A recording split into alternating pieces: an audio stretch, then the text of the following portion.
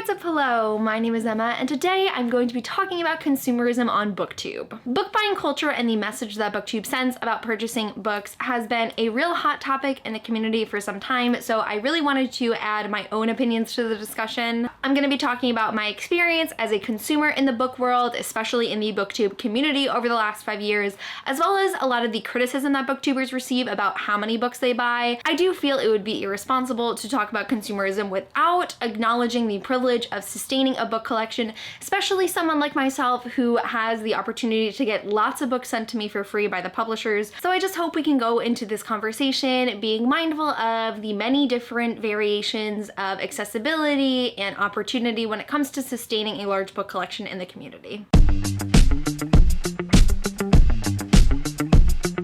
The new to Booktube book buying binge is a sort of unofficial term used to describe a common phenomenon in our community. It essentially describes the period of time where people who have first discovered the Booktube community and especially are creating their own channels begin to buy books at an alarmingly increasing rate. I'm sure many of you can relate to being fully immersed in the Booktube community for the first time and seeing all these people you admire talking about these books that they feel are incredible and just wanting to go out and get your hands on every single one of them. But the reason this topic is usually approached with negative feelings of regret is because for a lot of people, those books that they initially bought at the start of their Booktube channel, they never read and end up getting rid of later. Of course, people generally don't like to look back on a purchase and realize they got no use out of it. It just feels like a waste of money, but I feel like one of the most significant effects of the new to Booktube book buying binge is that it can foster a lot of insecurity. A lot of newer Booktubers find themselves feeling very inadequate compared to the larger channels that have these huge book collections with these gorgeous bookshelves and hundreds of novels on them, and they feel like they need to own more books to be accepted as a part of the community or to really grow and become successful. So to compensate for that, they start buying any book they are mildly interested in at the bookstore and picking up all of the super popular books that every booktuber is talking about, even if they don't really need them or are aware of the fact that they are buying books much faster than they would be able to read them because they don't want to feel left out. And this again totally extends to non-booktubers who are just avid watchers of the community too. It's very easy to be like, that's not true. You don't have to buy books to be a part of the booktube community. We could say this all day long, and these feelings are still going to arise in a lot of people. Now, speaking from my experience as a self-proclaimed victim of the NTBBB, I don't personally look back at that experience as a fully negative thing, but I recognize why so much of the community does. Looking back, I can't think of a single time I felt like I needed to have a large book collection in order to be part of the Booktube community.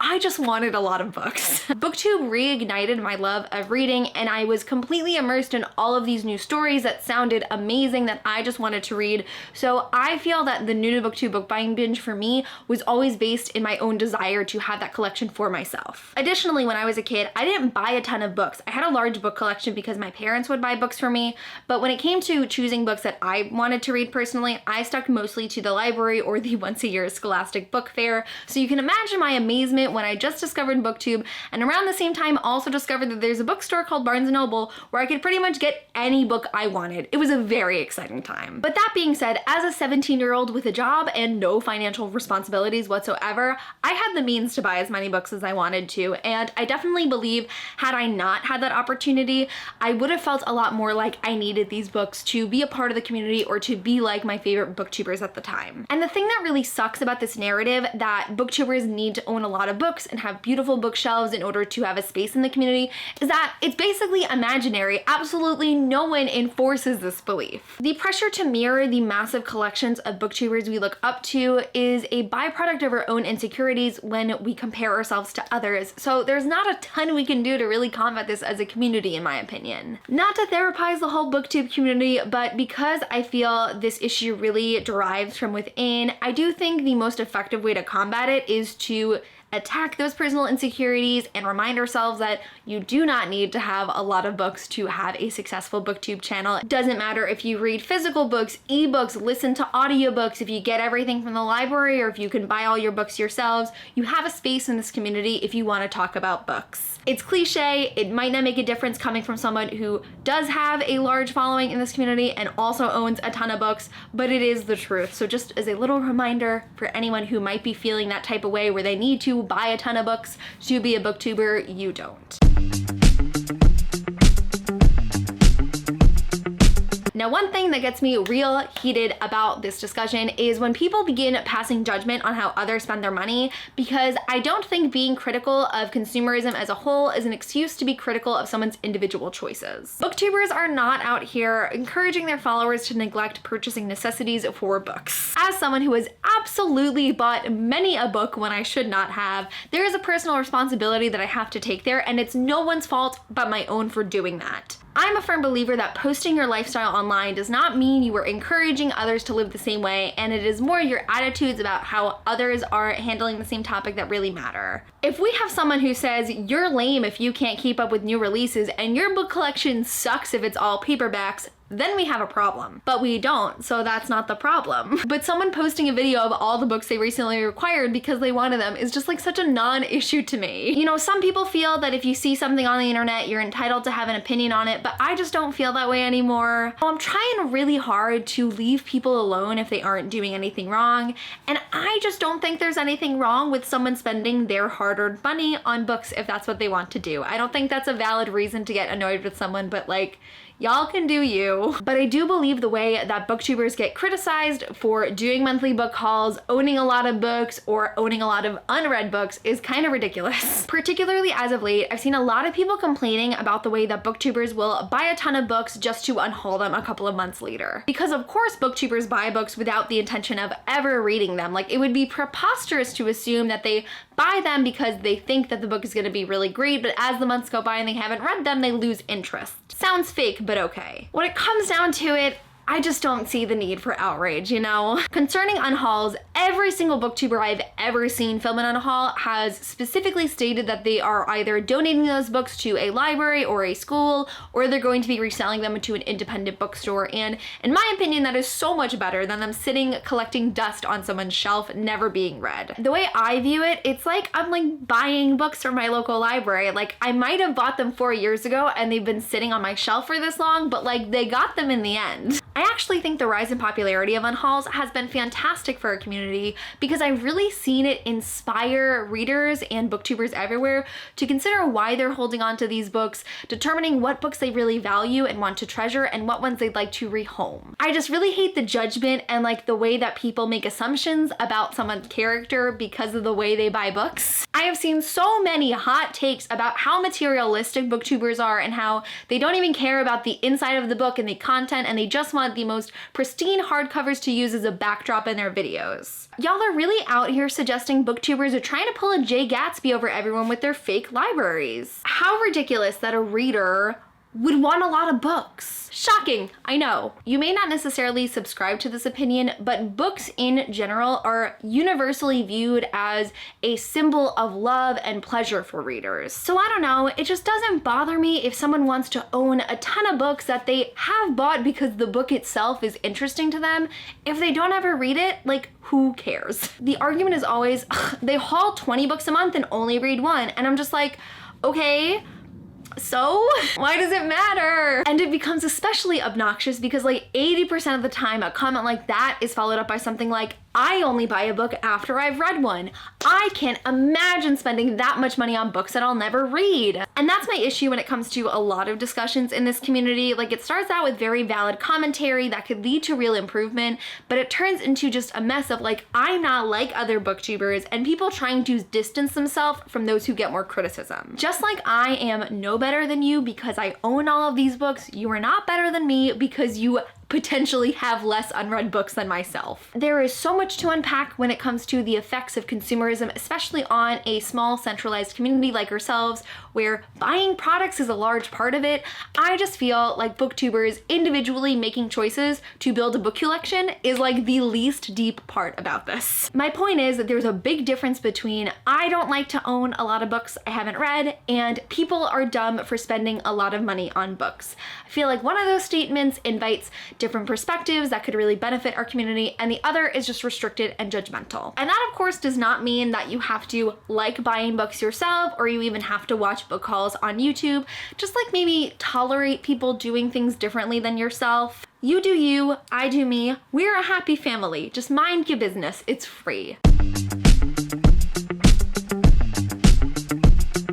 Now, while I firmly believe it is no one's business how you spend the money you make, how many books you buy, how many books you own, and how many of these you have read, it would be ignorant of me to ignore the fact that I have definitely carried some unhealthy book buying habits over the years, and that of course has translated into my channel, which does influence the booktube community. A ton of booktubers, myself included, have been open about the fact that they either buy books compulsively, buy books when they don't necessarily have the money to do so, or buy books to cope with emotional issues, and I think it's really important for us to be open about these experiences and admit to these faults so that we can help encourage people to not follow in the same path. So I kind of just want to like air out some of my old unhealthy book buying habits, not only just to take responsibility for them officially, but also to offer some insight to those of you who might be experiencing similar things and also want to get out of it like I did. So back in 2017, I was filming a summer TBR video of a bunch of different series that I wanted to start that summer, and on that list I wanted to include the Magnus Chase and the Gods of Asgard series by Rick Riordan, which I was super pumped to read because I loved Percy Jackson, and the only dilemma I encountered while filming this video is I already owned book 2 because the publisher had sent it to me, but I did not yet have book 1 physically. And for some bizarre reason, I was so consumed with the fact that I did not have a physical copy of the first book in that series.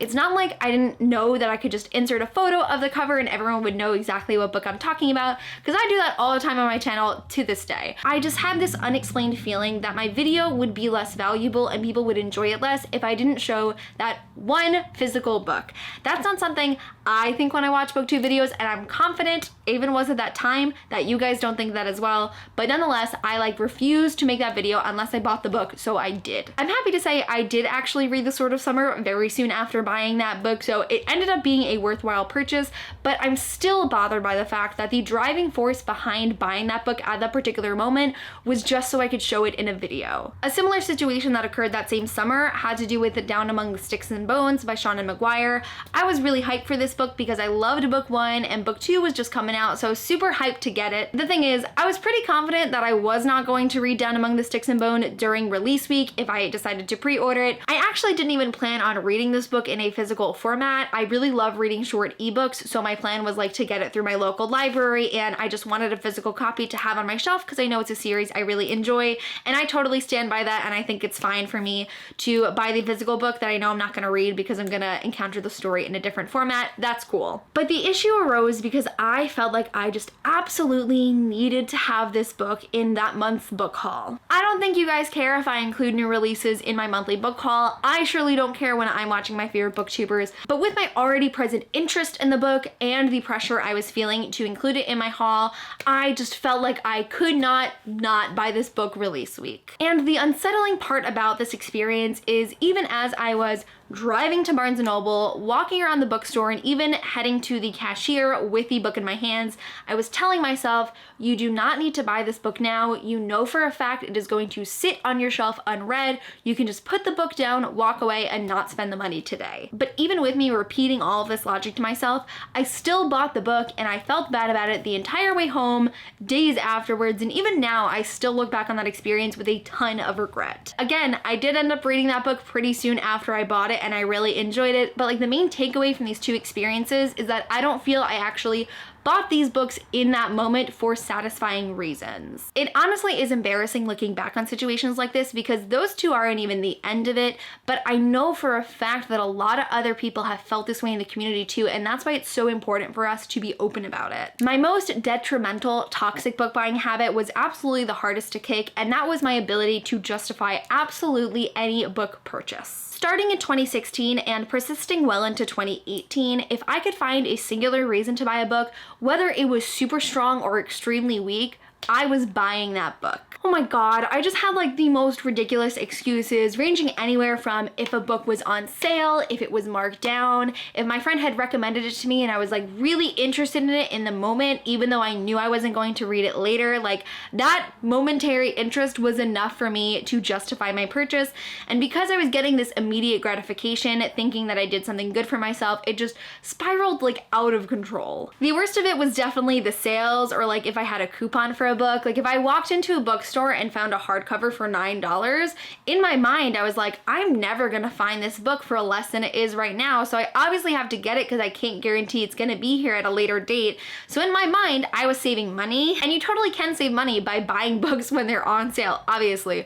But the fact is that I was using this excuse so much that I was actually spending more money on books than if I had just waited and bought less books at full price. So not only was I spending an absurd amount of money on books every month, but I also found myself with so many books that I had lost interest in because I had bought them well before I was ready to read them. I realized that my attitudes towards buying books, and honestly just shopping in general, were becoming increasingly toxic and really harming me. So I decided during the summer of 2017 that I would take a book buying ban. I am on a book buying ban for the months of July and August. I kind of just felt that I needed to like reset my book buying habits. So I did not buy a single book for 2 months, and I feel like it really helped me determine when buying a book is going to leave me feeling fulfilled. Also, it gave me a lot of practice on just saying no to some of those shopping urges and realizing that if I didn't buy this book or this product immediately in the moment when I wanted to, I'm gonna be okay, and I could still get it later if I really want to. While the book buying ban didn't necessarily fix all of my not so great attitudes about book buying, it was a huge game changer for me, and I definitely would not have made the progress I have without it. In this moment, I'm very happy to say I think I have a really good handle on my book buying habits.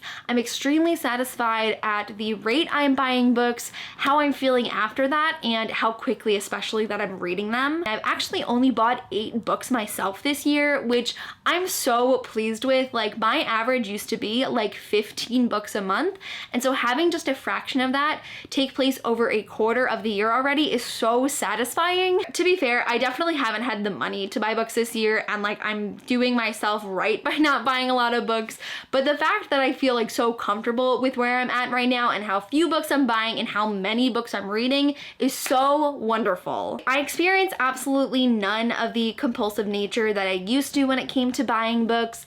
I don't feel like I need a ton of books to be fulfilled, or I have to buy a book every time I go into a bookstore anymore. And the great thing about the change in my view of buying books is that I just feel like all of the decisions are so much easier. Like it's so easy for me to say no when I feel I don't truly need a book, but I also feel so much more fulfilled when I do actually want to buy a book because I know I'm buying it for the right reasons. And I also have been unhauling books more, which I think has also been really healthy and almost therapeutic for me.